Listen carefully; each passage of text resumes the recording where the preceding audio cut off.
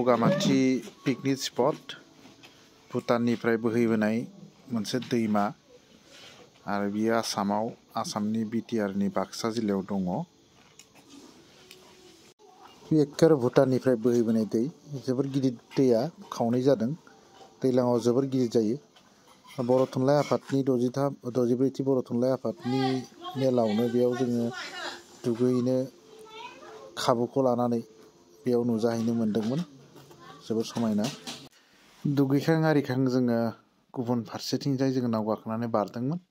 ओजोंहाय बर'फ्रा भुटान सेरजों नांजाबनाय गामिनि बर'फ्रा दखान होनानै जायो। जों बेयाव आरामसे फुंनि साहाफोर लोंदोंमोन, रुटिफोर जादोंमोन, ओमफ्राय फैदोंमोन। फुंनि आदारखौ जाखांनायनि उनाव जोङो गोजौआव हाजो गोजौआव बुद्धनि टेम्पोल बानायना दोननाय दङ, बेखौ जोङो नायनो थांदोंमोन। हाजोनि गोजौथाराव मोनसे बुद्धनि टेम्पोल बानायना दोनदों, गाखोलांनो थाखाय सिरि बानायना होदों।